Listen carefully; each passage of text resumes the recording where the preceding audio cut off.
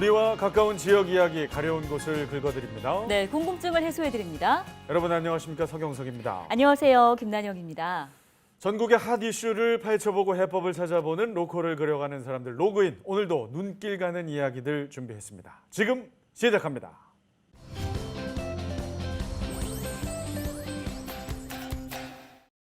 먼저 지역 공통의 문제를 진단하고 해결책을 찾아보는 패스워드 찾기 시간입니다. 오늘도 저희와 함께 패스워드를 찾아 나설 전국의 기자분들 접속해 주셨습니다. 안녕하세요. 안녕하세요. 반갑습니다. 네, 그리고 스튜디오에는 로맨틱 저널리스트죠. 로저 윤경민 국장님, 그리고 오늘 패스워드를 함께 찾아주실 부동산 전문가 하정민 위원님 나오셨습니다. 어서 오세요. 안녕하세요.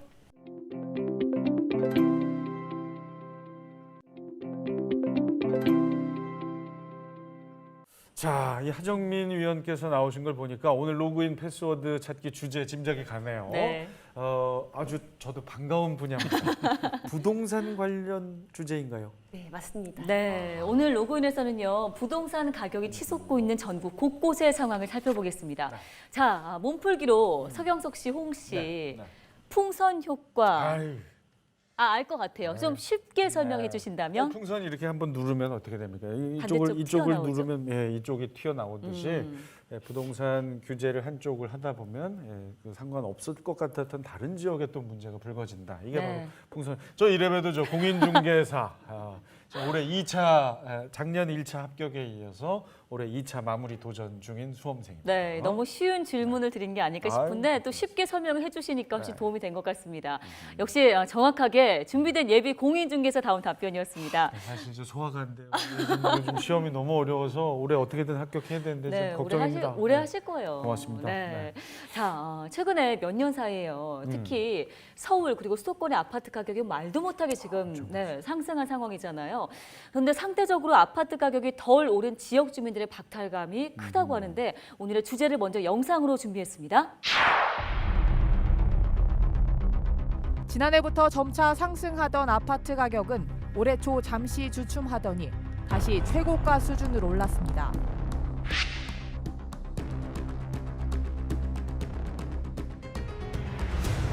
안 타고 얼마만큼 타는 사람이 25년 벌어야 한 푼도 안 쓰고 지금 못 사요. 직장을 다녀도 이게 나중에 내 집을 장만할 수 있을까라는 생각도 많이 들고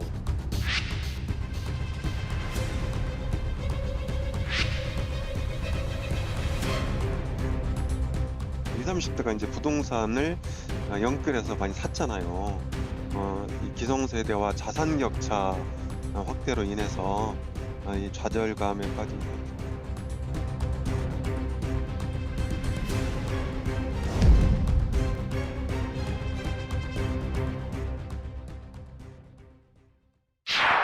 자, 오늘의 주제 부동산 부익부 빈익빈. 오른 곳은 더 오르고 안 오르는 곳은 그대로 있으면서 상대적으로 박탈감이 커지고 있습니다. 하 의원님, 실제로 어떻습니까? 그렇죠. 내 집만 많이 안 오르는 것 같고 이제 서울이나 수도권 같은 경우에는 가격이 굉장히 무섭게 가파르게 상승을 했다라고 말씀을 좀 드릴 수가 있겠습니다. 전국의 상위 20%의 상위 주택 가격이요 11억을 돌파했습니다. 불과 이제 1월 같은 경우에 10억이었거든요. 이제 6개월 만에 1억이나 올라갔다라고 말씀을 드릴 수가 있겠고요. KB국민은행의 월간 주택 동향의 보고서를 좀 보게 되면요, 고가 주택과 저가 주택의 이제 상위 20%, 하위 20% 이 주택에 나타내는 5분위 배율도요 거의 12년 만에 최고치로 나타났습니다. 그러니까 이제 그 부동산의 양극화, 고가 주택과 저가 주택, 수도권 주택과 지방 주택의 양극화가 굉장히 심하다라고 말씀을 드릴 수가 있겠고요. 이 5분위 배율 같은 경우에는 상위 20%의 주택 가격을 하위 20%의 주택 가격으로 나눈 비율이거든요. 그래서 이 비율의 격차가 크면 클수록 그 양극화가 굉장히 심하다라고 말씀드릴 수가 있겠고 2015년도, 그러니까 6년 전이죠. 6년 전에는 이 비율이 약 한 5배 가량 됐습니다. 그런데 현재 최근에 이제 오늘에 나온 조사까지 하면은 거의 10배를 웃도는 차이를 좀 나타내고 있다라고 말씀드릴 수가 있겠습니다. 예, 대략적으로 한 10배라고 얘기를 해주셨는데 혹시 구체적인 좀 상세한 수치가 나온 게 있나요? 네, KB국민은행 자료에 따르면요. 이제 5년 전 수치를 좀 보게 되면은 상위 20%의 주택 가격 같은 경우가 기존에는 한 5억 2,600만 원대였습니다. 네. 그런데 불과 이제 6년이 지났죠. 그리고 올 6월에 11억 원까지 올라갔고요. 그러니까 뭐 수치로 봤을 때는 거의 2배 가까이 상승한 건데, 그럼 자 하위의 20% 주택은 어느 정도 올랐냐 보게 되면은 하위 20% 주택의 5년 전 가격은 약 한 1억 800만 원 정도 됐습니다. 근데 지금의 가격은 어느 정도 되실 것 같으세요? 한 2억은 되지 않았을까요? 아니요. 지금 약 한 1,000만 원 정도, 1억 1,900만 원 정도의 가격이 좀 형성돼 있습니다. 그렇기 때문에 이 5년 사이에 이 격차가 거의 10배 가까이 벌어졌다라고 네. 보시면 되겠습니다. 야, 이게 참 큰일이네요. 점점 네. 격차가 벌어지고 있는 셈인데 지역별로 좀 자세한 오름폭이 궁금하네요. 아무래도 서울 중심의 수도권 아파트 가격이 확실히 많이 올랐겠죠? 네, 서울이라든지 수도권 같은 경우가 굉장히 가격 상승을 많이 했는데요. 뭐 여러 가지 요인이 있습니다. 좀 살펴보면요. 강남권에서 이제 투자로 그리고 바로미터로 보는 그런 재건축 아파트죠. 음마 아파트 같은 경우를 보겠습니다. 이 지역 일대 개포라든지 도곡이라든지 이때가 평균 4천만 원대였는데 현재 이 음마 아파트가 5년 전에 11억 정도를 호가 있습니다. 30평형대 기준으로요. 이것도 뭐 굉장히 높은 금액인데 현재는 매물이 23억에서 24억에 나오고 있습니다. 거의 2배 이상 올랐다라고 보시면 되겠고요. 자, 이제 이게 서울만 그러냐? 그렇지 않고요.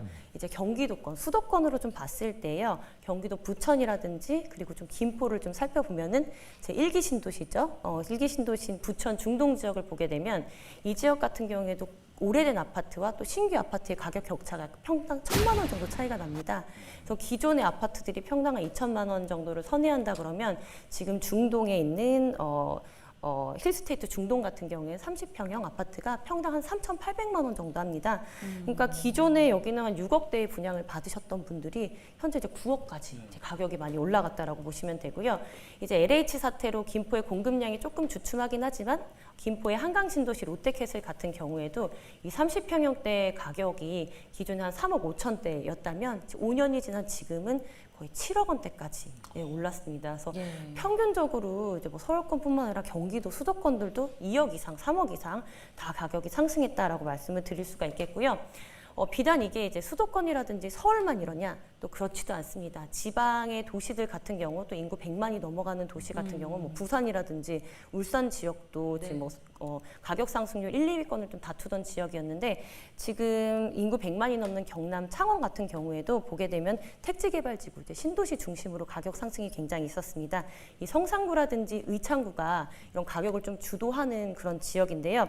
이 아파트 값이 성산 더샵 센트럴파크 같은 경우에도 3억 후반대에서 4억을 하던 것들이 지금 이제 7억까지도 거래가 되고 있습니다. 야, 얘기해 주신 것에 따르면 지금 서울 그리고 수도권 그리고 지역에서도 이제 인구 100만 이상의 도시들은 집값이 그렇게 올랐는데 그렇다 보면 이제 지방 중소도시의 경우는 사정이 좀 다를 것 같은데 좀 수치가 나온 게 있습니까? 네, 지방 지역 같은 경우에는요, 사실 이제 서울권, 수도권은 집이 없고 분양에도 관심이 굉장히 많지 않습니까? 근데 지방 같은 경우에는 아직도 미분양도 굉장히 많고요. 거래량이 안 따라오다 보니까 가격 상승폭도 굉장히 적은 지역들이 많이 있었습니다. 보게 되면은 대표적으로 좀 관리 지역인 이 전남 목포 지역 같은 경우를 좀 살펴보면 오감동의 택지 지구에 이제 푸르지오가 있습니다. 이 아파트가 또 이 인근 시세를 조금 좌지우지하는 아파트인데요. 가격이 이제 2017년도에 택지 개발에 대한 기대감이 많이 있었고 초기 분양 때는 뭐 2억 1천만 원대, 2천만 원대를 호가하던 것이 지금은 매물이 2억 원대에도 나오고 있습니다. 네, 되려 거래량도 많지 않고 가격도 지금 급매물로 나오는 경우가 있죠. 그래서 뭐 사실 가격이 평균적이다 보니까 많이 하락했다라고는 얘기할 수 없는데 다른 지역이 많이 올라간 거에 비하면 굉장히 제자리 걸음, 물가 상승률도 반영이 안 된 정도가 아닌가라는 생각이 좀 들고요. 충남 당진의 푸르지오 1차 같은 경우에도 2억 6천 하던 것이 이 지역 같은 경우도 최근 2억 3천까지 되려 가격이 떨어진 급매물들도 나오고 있는 상황입니다. 야, 이거 참 균형 발전이 중요한데 이렇게 수도권과 비수도권 사이의 이 부동산 격차, 이게 사회적으로 큰 문제가 아닐 수 없지 않습니까? 그렇죠. 이 부동산에서 부익부, 빈익빈 현상, 이게 자산 가치의 격차가 커지게 되면 사람들이 불만을 갖게 되거든요. 아까 뭐 목포에는 오히려 떨어졌다고 하니까 우리 집값은 떨어졌는데 저 집값은 뭐 2배 이상 올랐어 그러면은 사람들이 어떻게 하겠어요? 이게 심리적으로 상대적인 박탈감을 느끼게 되면은 결국은 사회 통합을 저해하는 요소로 작용할 수가 있거든요. 또 다른 두 가지 문제가 있는데 하나는 국토 균형 발전을 저해야 합니다. 그래서 지역 불균형을 더 심화시키는 현상이 발생을 하죠. 네. 마지막 세 번째는 제가 가장 걱정하는 건데 집이 없는 저소득층 그리고 집을 이제 사야 될 청년층이 좌절, 절망, 무기력감에 빠질 수밖에 없어요. 나는 집을 어떻게 사지? 아예 포기하는. 이게 가장 큰 세대 갈등, 또 지역 갈등, 이런 이제 계층 갈등으로 번지기 때문에 굉장히 심각한 사회 문제라고 볼 수 있습니다. 네, 맞습니다. 상황이 이렇다 보니까 자산 양극화 해소를 위한 대안 마련이 절실해 보이는데요. 자, 문제는 앞서 이야기 드린 것처럼 부동산 정책 발표 이후에 이 풍선 효과가 계속해서 이어지고 있다는 겁니다. 취재 기자를 연결해서 좀 상황을 들어볼 텐데요. 먼저 수도권 미디어국으로 가보겠습니다. 이관성 기자. 네, 안녕하세요. 네, 안녕하세요. 반갑습니다. 자, 이관성 기자 별명이 이제 엄근진이라고 하던데요. 엄격 근엄진지. 네, 물론 뭐 지금 엄숙한 마음으로 저 취재를 하시고 보도를 하셔야겠지만 그래도 시청자 여러분이 알기 쉽게 엄근진하지 않게 좀 설명 부탁드려요. 네, 뭐 일단 뭐 재미가 없어서 후배들이 그러는 것 같고요. 앞서 우리 윤경민 국장님의 설명 중에 심리적으로 상대적 박탈감을 안고 있다. 제가 바로 그 심리적으로 상대적 박탈감을 안고 있는 수도권 외곽에 살고 있는 한 사람입니다. 제가 한번 그 비유를 들어보겠는데요. 그 진행자분들은 지금 이제 지진 상황 혹시 겪어보셨어요? 그렇죠. 지진? 전 겪었어요. 어디서요? 전 괌에 갔다가 규모 6.5 강진일 때 겪었었고요. 어이구, 큰일 날 뻔했네요. 예, 국내에 최근이 아니죠. 몇 년 사이에 뭐 포항, 울산, 경주 지진 계속 연달아 났을 때 그때 제가 이제 뉴스 준비하다가 데스크가 흔들려서 그 지역에서. 예, 서울에서요. 서울에서. 예, 서울에서. 그래서 이 휴대전화 카카오 땡도 안 되고 먹통이 된 것도 경험해봤어요. 엄청 경험. 저는 뭐 그냥 저희 아내가 좀 소리 지르면 약간 집 흔들고 외에는 크게 뭐 그런 경험 없습니다. 네. 왜 그러세요? 근데 지진 왜요? 일단 지진으로 비유하고자 하는 이유는 이 지진은 예측할 수 없는 이제 자연 재난이잖아요. 근데 이 부동산 집값을 겪어보고 나니까 이것도 큰 사회적 재난으로 아마 공감들을 많이 하실 겁니다. 다만 지진은 예측할 수 없는데 이 부동산 집값은 이제 구매자하고 부동산 정책이 함께 움직이면서 어느 정도 예측할 수 있는 방향으로 가는 재난인 것 같아요. 이제 그만큼 재난에 견줄 만큼 큰 사회 문제로 되어 있는데 정부에서 정책을 내놓으면 규제 때는 또 잠시 움츠렸다가 잠잠해요. 근데 뭐 한두 달 지나면 또 그 외곽으로 규제 바깥 지역으로 풍선 효과가 일어나고 아니면 그 진앙지에서 또 출발을 합니다. 그래서 이 반복되는 것에 굉장한 피로감을 느끼고 있고요. 지난해 한 2월에 수원하고 안양에 이제 부동산 집값이 극성이어서 정부가 규제를 했습니다. 이제 조정 지역으로 했고 이제 그렇게 하니까 그 조정 지역에 몰렸던 돈이 인천으로 왔어요. 인천에서 3월 달에 또 규제를 했던 것 같아요. 그래서 인천에 규제가 생겨서 투기과열지구 조정 지역 묶었더니 이번에는 또 김포로 갔습니다. 한 뭐 싸게는 2, 3억대, 3, 4억대 집값이 적게는 1억 이상 올랐고 지금까지 기준으로 지난 11월 이후에는 약간 소강 상태입니다만은 많게는 뭐 3억, 4억, 5억씩 오른 집들도 있어요. 김포 안에서. 자, 이러다 보니까 정부가 작년에 11월 달에 또 조정 지역을 규제를 했거든요. 그랬더니 그 투자 자본이 또 파주로 갔다고 합니다. 이제는 또 내년에 선거도 다가오잖아요. 네. 그럼 정치인들이 또 이 부동산 가격 심리를 가지고 또 유권자들을 현혹하는 일들이 이제 예상이 돼요. 그래서 좀 예측할 수 있는 지진의 재난을 좀 비유해 봤습니다. 그런 상황입니다. 그래요. 약간 엄근진 분위기를 유지는 합니다만 나름 이렇게 비유도 잘 해주시고 아주 알기 쉽게 잘 설명해 주셔서 고맙습니다. 자, 지금 이제 수도권 이야기들 좀 들어봤는데 이게 비수도권도 만만치 않죠. 맞아요. 대한민국의 제2의 수도라고 불리잖아요. 부산 역시 지금 부동산 문제가 뜨겁다고 합니다. 자, 이번에는 부산으로 좀 가보겠습니다. 부산 미디어국 차선영 기자 나와 있네요. 부산 상황 전해 주시죠. 네, 부산에서 상대적 박탈감을 느끼고 있는 차선영입니다. 네, 저야말로 최근에 굉장한 상대적 박탈감을 느끼고 있는데요. 일단 지난해 말 정부가 부산 대부분 지역을 조정 대상 지역으로 묶으면서 전체적인 거래량이 많이 줄어든 상황입니다.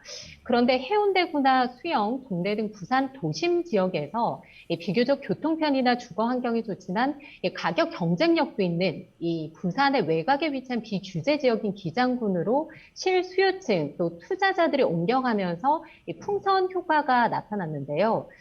실제로 부산 기장군 일광신도시, 이 정관 신도시의 경우에는 부산 대다수 지역이 규제 지역으로 묶인 이후에 오히려 크게 올랐다고 보시면 됩니다. 예, 부산과 가까운 울산시라든지 미분양 물량이 많이 쌓여 있었던 경남 양산 신도시, 김해시 등에서도 풍선 효과가 나타나고 있습니다. 이들 지역은 미분양 물량은 해소가 됐고 가격 상승으로까지 이어지고 있습니다. 예. 자, 이런 가운데 지금 부산 그 영도나 사하구 등 원도심의 저가 아파트 거래량이 더 활발해졌다는 얘기가 있던데 이거는 무슨 이야기인가요? 이 시세 개념으로 새로운 풍선 효과가 등장을 했습니다. 이 규제 지역이라 하더라도 이 바다 조망의 저가, 부산의 저가 아파트 중심으로 수요가 몰리고 있는 건데요.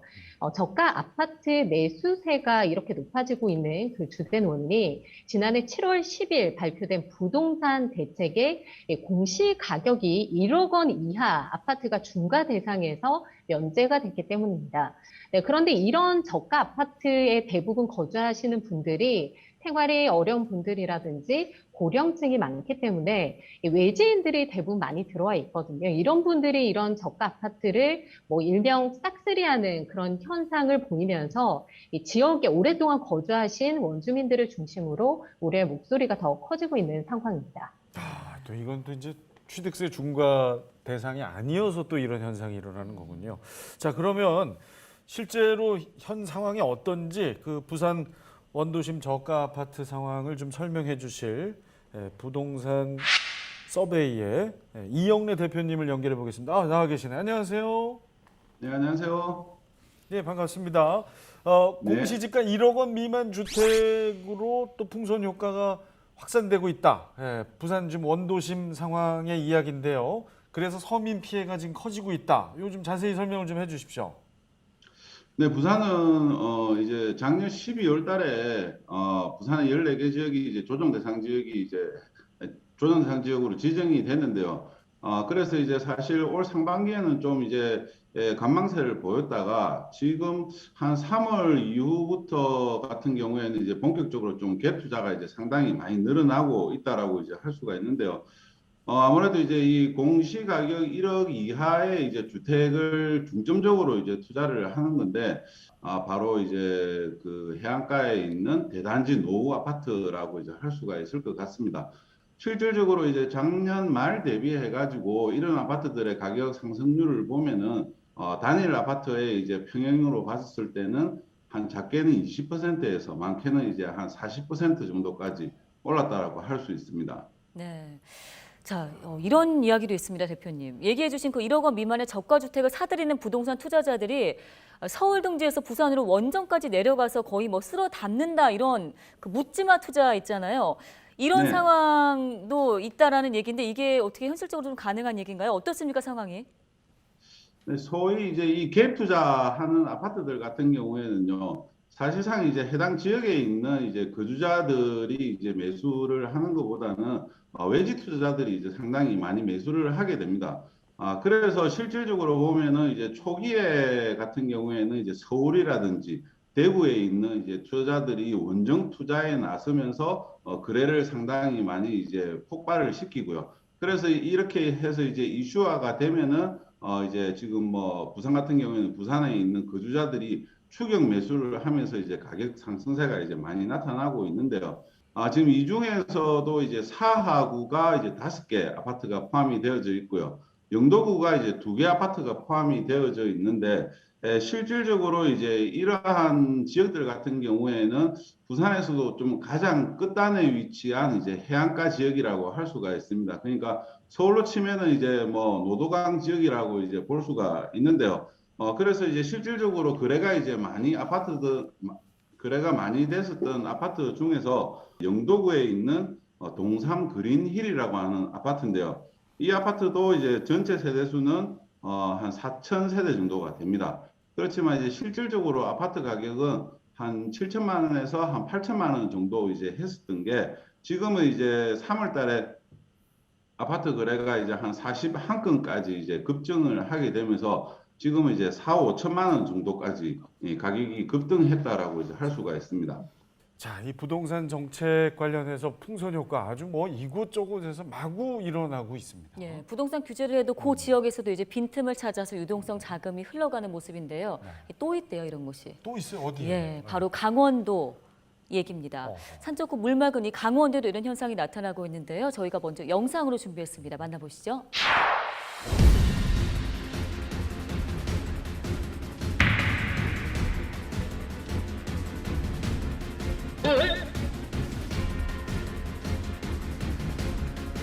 강릉을 비롯해서 동해안 지역의 수도권 사람들이 세컨하우스나 투자 목적으로 매매가 많이 이루어진 것으로 파악되고 있는데요.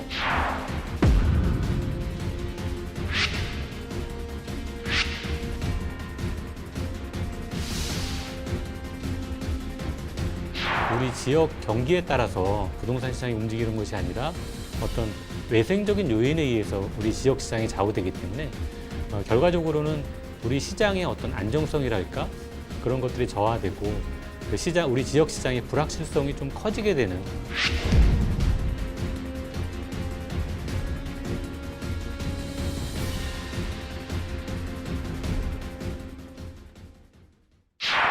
자, 강원도 상황도 지금 심상치가 않습니다. 박건상 기자, 자세하게 좀 얘기를 나눠보고 싶습니다. 동해안 지역 부동산 가격 오름세가 아주 심상치 않죠? 네, 부동산계 마이너스에서 온 영동 지역을 맡고 있는 박건상입니다. 네, 강원도 부동산 시장 분위기도 사실 심상치 않습니다. 네, 특히 동해안 지역을 중심으로 해서 부동산 가격이 뛰고 그리고 신규 분양단지 같은 경우는 단기간에 완판되고 있습니다. 네, 이런 분위기는 교통 인프라 개선 그리고 2018년 2018 동계올림픽을 전후해서 수도권과의 근접성이 좋아진 점 그리고 바다 조망이 확보된다는 지리적 이점과 함께 강한 바람으로 인해서 또 미세먼지도 상대적으로 적다는 이유로 외지 투자자들의 관심을 끌고 있습니다. 동해안의 부동산 시장이 방금도 말씀드렸습니다만 외지인들의 투기판으로 전락했다. 뭐 이런 얘기까지 지금 나올 정도인데요. 실제 상황이 어떻습니까? 예, 맞습니다. 이게 세컨하우스 개념으로 많은 외지인들이 좀 투자를 하고 있는데요. 정작 지역 주민들은 달갑지 않다는 반응을 또 이어지고 있습니다. 현재 강릉시 같은 경우는 거주민 우선 공급 제도를 통해서 청약 자격 제한을 검토하고 있습니다. 현재 춘천, 원주, 속초 등도 지역 내 6개월 이상 거주자에게 우선권을 주는 정책을 도입했습니다. 계속해서 강릉시 강희문 의장 인터뷰 들어보시죠. 어떤 사람들은 뭐 강릉의 부동산 값이 올라가면 우리 집도 올라가는 거 아니야? 이렇게 되는데 그게 자연적으로 물가 상승이라든가 무슨 도시 개발을 한다든가 이런 데서 자연적으로 인상이 되면은 돼야 되는데 이거는 사실 인위적으로 인상이 되는 거잖아요. 그거는 고스란히 우리 강릉 시민의 피해가 된다는 거죠. 그게 문제라는 거죠. 자, 윤 국장님, 뭐 서울 비롯해서 지금 뭐 부산, 강릉, 뭐 집값이 천정부지로 오르고 있는 것 같습니다. 네. 상대적으로 아까도 얘기했지만 집값이 덜 오른 지역의 주민분들 박탈감이 클 것 같은데요. 그렇죠. 우리 속담에 사촌이 땅을 사면 배가 아프다 그러잖아요. 그래서 사실 아까 차선영 기자도 가끔 그 배탈 때문에 출근을 좀 못하고 그랬는데 네, 집값이 조금 내 집 아까 뭐 어디 집은 이제 떨어졌는데 막 저 집은 막 2배 이상 오르고 하면 사람이 화병이 나는 거죠. 이건 뭐 사촌이 땅을 사서 배가 아픈 정도가 아니라 화병이 나는 거예요. 정부가 집값을 잡겠다고 부동산 정책을 발표했는데도 시장은 전혀 아랑곳하지 않고 반대 방향으로 치솟고 있습니다. 네. 그러니까 경실련이 얼마 전에 조사를 했는데 뭐 다 말씀하셨지만은 정부는 국토부는 서울 집값이 17% 4년 동안 올랐다고 발표를 했는데 경실련은 무슨 소리냐? 거의 100% 가까이 올랐다 이렇게 해서 발표를 했어요. 내용을 보면은 아주 그 자세하게 조사를 했어요. 서울 시내 75개 아파트 단지 11만 5천 세대 아파트 시세를 분석을 했어요. 그랬더니 30평형 기준으로 해서 집값이 2017년에 6억 2천만 원이었는데 올해 11억 9천만 원으로 올랐다는 겁니다. 쉽게 얘기해서 6억짜리가 12억이 된 거예요. 그러니까 거의 2배가 올랐잖아요. 네. 근데 가정의 실질적인 소득은 그럼 얼마나 올랐느냐? 4년 전에는 연수입이 평균 4,520만 원이었는데 올해 4,818만 원. 그러니까 298만 원, 300만 원도 안 올랐어요. 소득은 300만 원 올랐는데 집값은 6억이 올랐으니까 200배 이상의 차이가 있지 않습니까? 사람들이 화가 나죠. 집이 없는 사람들. 집이 있는 사람도 내 집은 안 오르고 남의 집만 오르는 사람들. 화병 걸릴 것 같아요.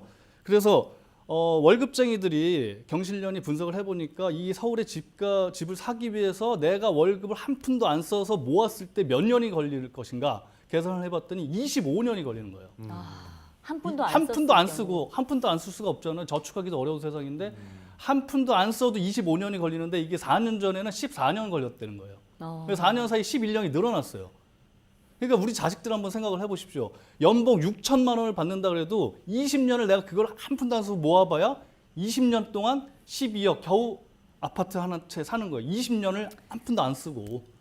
근데 안 쓸 수가 없으니까 청년들의 실망감, 좌절감, 분노가 얼마나 크겠습니까? 예. 예, 그래서 결혼도 못 포기하고 결국은 아까 우리 뭐 잠깐 얘기했지만 로또 같은 거예요. 어떤 청약을 통해서 아파트를 하나 마련한다는 거는 굉장히 지금 어려운 세상이 돼서 대출을 끌어모으고 영혼까지 끌어모은다고 영끌한다 그러지 않습니까? 네. 영끌해서 아파트를 마련한다고 이런 세상이 됐기 때문에 청년 세대에 이제 희망이 없다는 게 너무 안타까운 거죠. 네.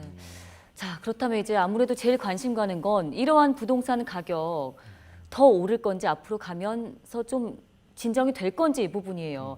저희가 현장으로 나가봤습니다. 직접 거리에서 시민들의 의견을 듣고 왔는데요. 영상으로 만나보시죠. 오른다는 이야기도 있고 떨어진다는 이야기도 있는데 떨어지는 거는 조금 추후의 문제일 것 같긴 하고요. 당분간은 계속 오르지 않을까. 너무 갑자기 오르니까 이거 뭐 돈 이래 월급 받아갖고 모아가지고 산다는 거는 현실적으로 어려우니까. 서울에서 가까운 동네는 오릅니다, 계속 내가 볼 때는. 그런데 서울이란 도시는 포화 상태라고 봐요. 진짜 이제 집 살 사람이 없어요. 월급을 안 타고 얼마만큼 타는 사람이 25년 벌어야 한 푼도 안 쓰고 지금 못 사요. 지금 당장 빠지거나 그렇진 않을 것 같은데 빠졌으면 하는 바람으로 빠지겠지라고 생각을 하는 거죠. 직장을 다녀도 이게 나중에 내 집을 장만할 수 있을까라는 생각도 많이 들고. 박탈감을 느끼니까 전혀 거기에 대한 생각을 안 해요. 그 오르면 오른가 보다. 모르죠. 내가 볼 때는 올라요. 아파트 물건이 많아야 되는데 투자할 데가 없으니까 거기다 투자하고 그냥 가만히 앉아서 몇 억씩 벌잖아요. 끝까지 이렇게 일하는 사람들은 망하고. 그러니까 그게 뭐가 잘못되지 않았어요? 참 어려운 문제입니다. 참 오죽 허탈하시면 아이고 뭐 몰라요. 알아서 뭐 오르면 오르고 말면 네. 말겠죠. 포기하시는 분들까지 만나봤는데요. 자, 그러면 우리 기자분들하고 오늘 출연자분들의 의견도 한번 여쭤보겠습니다. 앞으로 예. 주택 가격 어떻게 될 것인가? 네, 주택 가격이 더 오를 것 같다고 생각하시는 분들은 O를 들어주시고요. 아니야, 좀 내려갈 것 같아라고 생각하시는 분들은 X를 들어주시기 바랍니다. 저희도 함께 들으겠습니다. 자, 하나, 둘, 셋. 야, 압도적이네요. 성정환, 이재필 기자 말고는 김용두 기자도 O죠. 다 O를 들어주셨습니다. 역시 저희 여기 패널 분들 다 O 들어주셨죠? 하정미 의원님도 O 들어주셨죠? 예. 일단은 정책적인 기조로 미루어 봤을 때도 여러 가지 기조를 봤을 때도 공급량이 굉장히 많이 부족합니다. 임대차 3법으로요. 지금 전세 난민들 굉장히 많이 생겨난 거 아세요? 집주인들이 다 들어가야 되니까 쫓겨나는 사람들도 생기고 이런 분들한테는 계약갱신 청구권이 발의가 안 되겠죠. 그렇기 때문에 그렇죠. 좀비 속이 사신다는 네, 그 경우죠.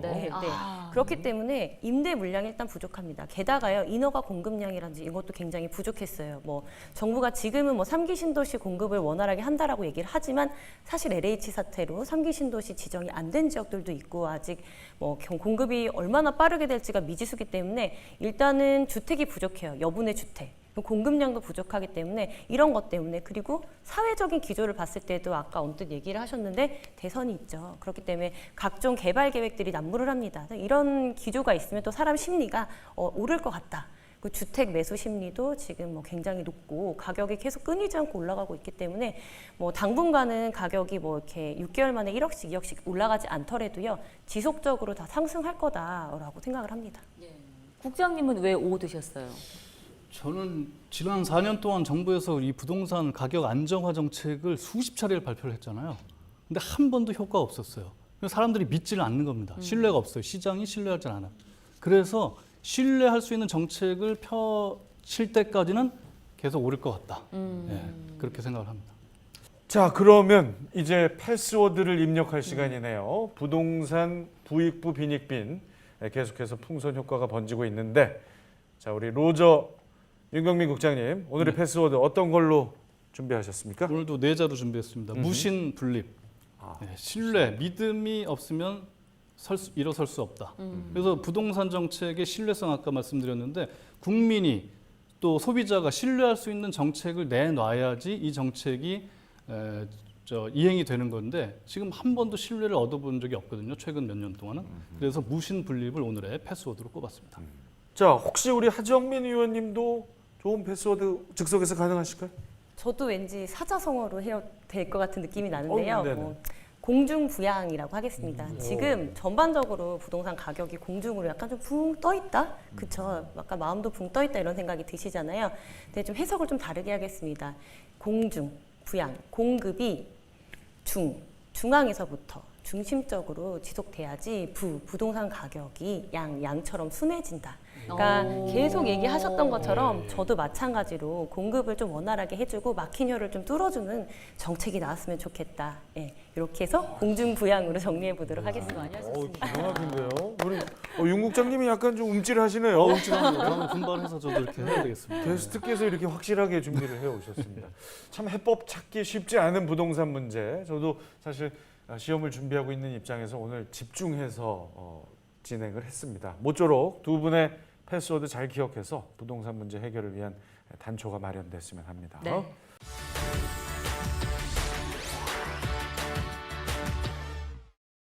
전국의 핫플레이스를 찾아 동네가 뜬다 시작합니다. 네, 오늘도 골목길 경제학자 모종래 교수님 함께하셨습니다. 안녕하세요. 안녕하세요. 자, 전국 골목 누비시느라 바쁘시죠? 이번 주에 소개할 동네가 제가 듣기로는 멋진 풍광의 바닷가라고 들었는데요. 맞습니까? 직접 다녀오셨다고요? 네. 오늘 소개할 동네는 그 작은 가게로 동네를 바꾸는 강원도 동해시 묵호항입니다. 앞으로의 변화가 더욱 기대되는 골목길. 영상을 통해 만나보시죠. 푸른 동해 바다가 반겨주는 여름철 휴가의 도시 강원도. 한여름 햇살이 반짝이고 골목에는 바다 내음이 물씬 풍기는 정겨움이 가득한 동해에 오늘의 동네가 있다고 하는데요. 아, 살기 좋죠. 바다도 있고 공기 좋고 물 맑고 말할 나위 없이 좋잖아요. 풍경 좋고 그다음에 관광을 할 수 있는 모든 것들이 구비되어 있고 발 닿는 곳마다 즐거움이 가득하다는 묵호항 농골담길로 동네가 뜬다가 찾아갑니다. 여행객의 마음을 두근거리게 만드는 파도 소리가 가득한 묵호항. 이곳의 가장 인기 코스는 역시 가슴 탁 트이는 풍경이 일품인 묵호등대입니다. 각종 미디어와 영화에 소개가 돼 여행의 필수 코스가 된 묵호등대에는 벌써부터 하나둘 관광객들의 발길이 이어지고 있는데요. 이곳을 찾은 젊은 관광객들의 발걸음을 재촉하는 것이 있었으니 바로 아찔한 관광 코스의 대명사 스카이워크. 해발 50여 미터의 높이에 있는 투명 유리 위를 걸으며 동해 바다를 한눈에 감상할 수 있는 매력적인 코스입니다. 높은 곳에서 여유롭게 바다 관람을 마쳤다면 이번엔 이곳에서만 즐길 수 있는 액티비티는 어떠세요? 이게 이름이 뭐라고요? 자이언트 슬라이딩이요. 자이언트 슬라이딩이요? 네, 슬라이드. 길이가 기나 보죠? 길이가 87m입니다. 87m요? 네. 내려가시는 데는 약 한 7초 정도 걸려요. 7초씩이나 걸려? 네. 안전한 거죠? 네. 나 이거 괜히 타는 거 아니야? 자, 그럼 한번 즐겨볼까요? 사람들이 좋아합니까 이거? 네. 재밌어 하시더라고요. 네. 출발하겠습니다. 네. 출발 신호가 떨어지기 무섭게 엄청난 속도를 자랑하며 슬라이딩. 눈 깜짝할 새 목적지에 도착합니다.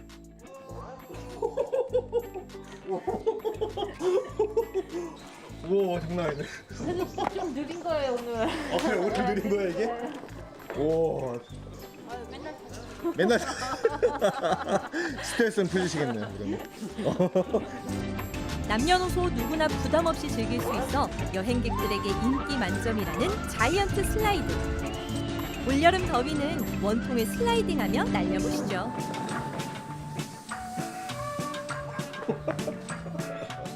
이외에도 바다를 제대로 만끽할 수 있는 해랑 전망대와 케이블 와이어를 따라 하늘을 달리는 색다른 체험을 즐길 수 있는 스카이 사이클까지 동해 바다의 눈이 즐겁고 다양한 체험거리에 마음까지 즐거워집니다. 한바탕 액티비티에 체력을 소진했다면 이번엔 조금 천천히 걸으며 바닷가 마을의 정취를 느껴볼 시간입니다. 묵호항에서 멀지 않은 거리에 위치한 농골담길은 1941년 개항한 묵호항의 역사와 마을 사람들의 삶을 벽화에 고스란히 담아놓은 곳인데요. 2010년부터 하나둘 그려진 벽화에는 묵호항을 터전 삼아 살아온 많은 이들의 추억이 담겨 있습니다. 그 시절 추억을 떠올리게 하는 그림과 조형물들에 누군가는 과거의 추억을 되새기고 또 어떤 이들은 새로운 추억을 담아갑니다. 세대를 아우르며 사랑받고 있다는 농골담길.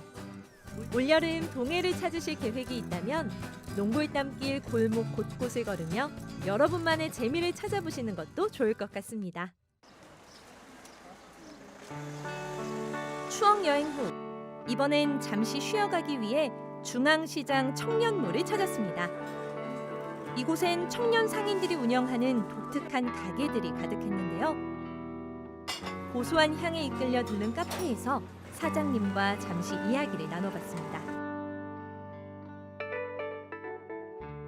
청년몰 처음부터 이 장소에서 지금까지 남아있는 가게예요. 네, 그래서 여기 수많은 분들이 바뀌는 걸 다 보고 있었죠. 여기 마음 맞는 상인분들이 좀 젊은 층을 위주로 해갖고 지금 프리마켓을 준비 중이에요. 네, 그래서 매주는 힘들겠고 격주차로 프리마켓을 자체적으로 계획해서 진행해 보자 해서 지금 계획을 세우는 중이고요. 서로 소통을 계속 하고 있어요. 이제 눈에는 보이지 않으시겠지만. 네. 이제 눈과 몸은 충분히 여행을 만끽했으니 슬슬 출출해진 배를 채우러 갑니다. 노란 벽이 눈길을 사로잡는 이곳은 속초에 왔다면 꼭 한 번은 들러야 할 유명한 곳이라고 하는데요. 따뜻한 조명 아래 자리 잡은 먹거리는 다양한 종류의 빵입니다. 크로와상부터 머핀까지 출출함을 달래기 딱 좋은 빵들 사이에서 갑자기 뭔가를 꺼내기 시작하시는데요. 여기 있는 빵이 전부가 아닌가요? 빵 반찬이라는 스프레드류를 제가 다 개발해서 만들어서 판매하는 곳이에요. 빵 반찬이? 네. 빵 반찬이라는 이름으로 유명한 이곳의 메인 먹거리는 빵이 아닌 빵에 발라 먹는 스프레드입니다. 화학식품 첨가물을 전혀 사용하지 않고 만들어 유명하다는 이곳의 빵 반찬은 그 종류도 매우 다양한데요. 허니버터 치아씨드, 바질잣 페스토, 시칠리안 토마토 페스토, 명란 페스토 등 우리에게 익숙한 식재료를 사용해서 빵을 좋아하지 않는 사람들도 친숙하게 받아들일 수 있다는 게 장점입니다. 자연 그대로의 맛을 맛볼 수 있어 건강한 먹거리를 좋아하는 분들에게도 안성맞춤이라고 하는데요.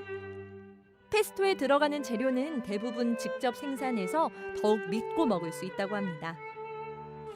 이곳 대표님은 원래 패셔너블 했었는데 프랑스를 유학하며 경험한 식문화를 바탕으로 빵 반찬을 만들게 되셨다고 하네요.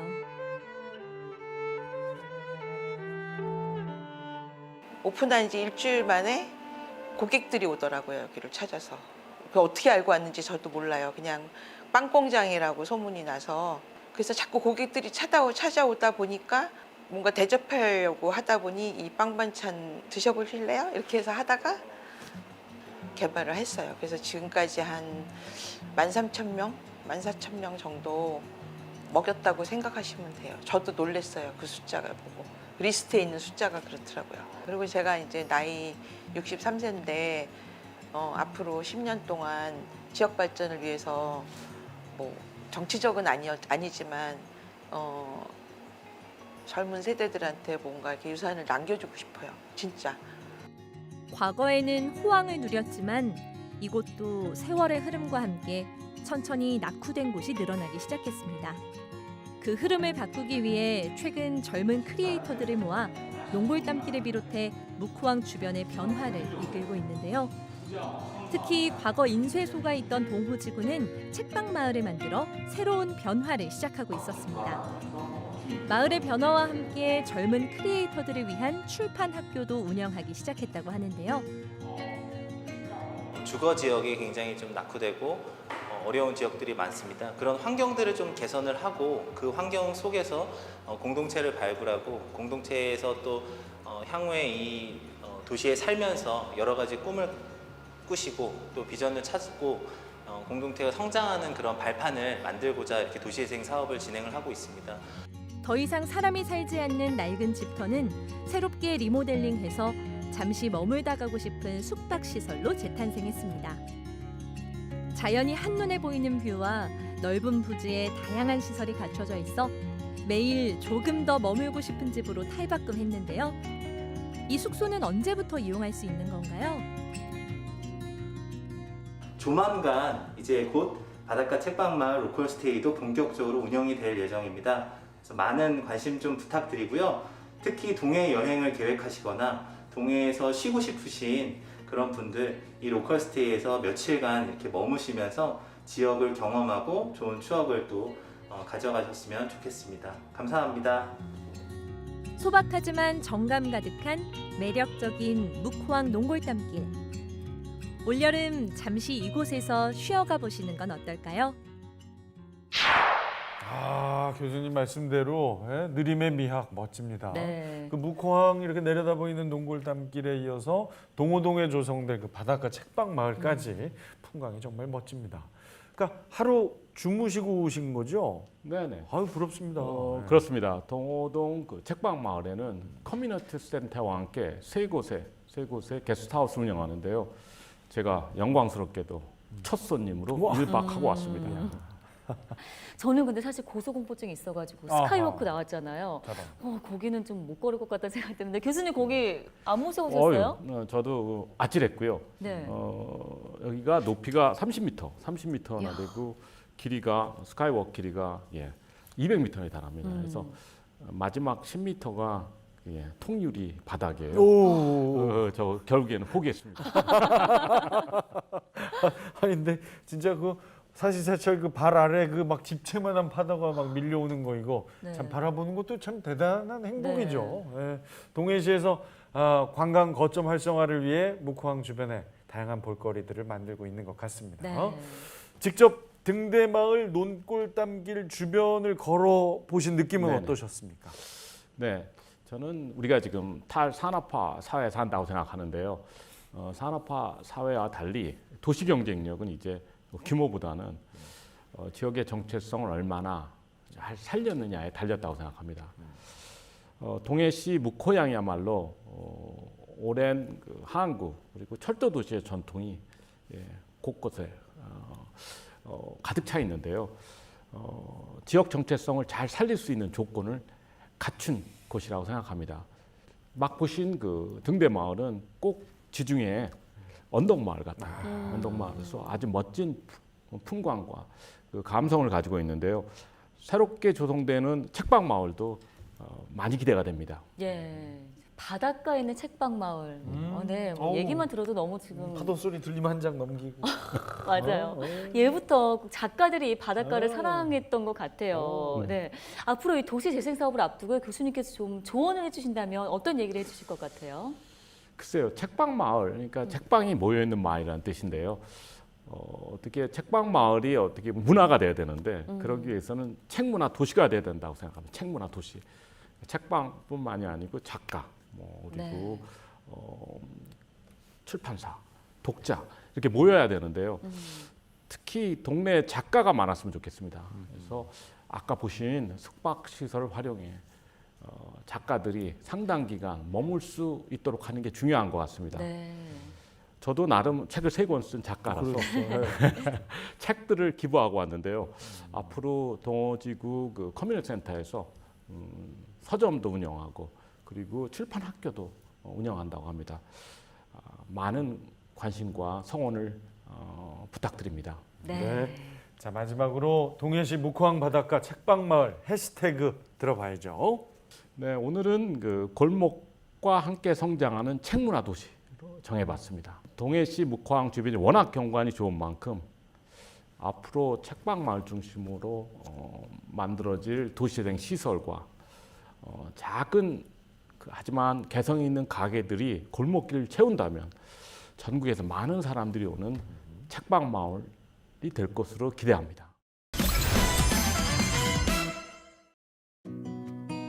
거리로 내몰릴 수밖에 없는 그런 사람들을 교회가 돌보는 것이 시대적 소명이 아닐까.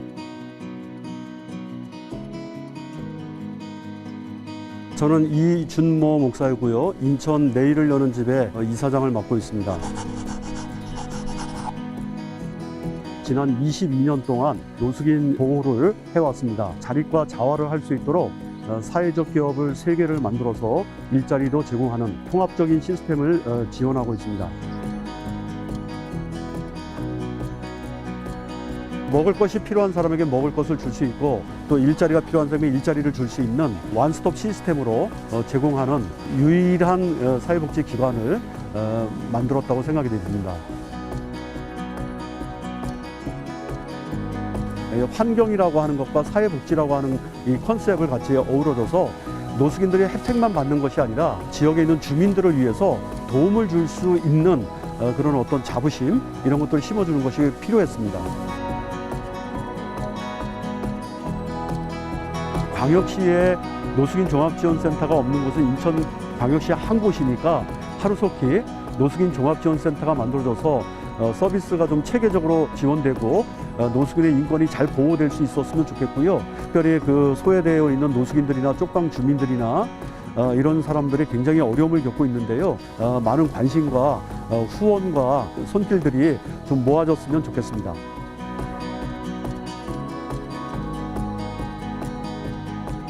좀 새롭게 자활하는 것이 쉽지만은 않은 그런 이제 상황들이 좀 있습니다. 내일을 여는 집에 따뜻한 시선과 관심을 좀 가져주셨으면 좋겠습니다.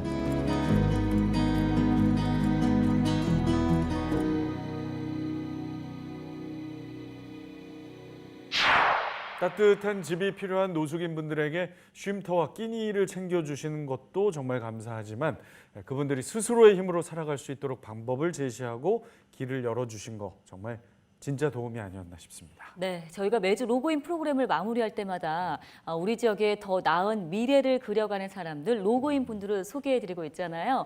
오늘 만나뵌 이준모 목사님도 그 일을 묵묵하게 하고 계시는 분입니다. 덕분에 오늘 로그인도 훈훈한 마음으로 마무리하겠습니다. 네, 자 여러분 다음 주에도 잊지 말고 로그인 해주시기 바랍니다. 시청해주신 여러분 고맙습니다.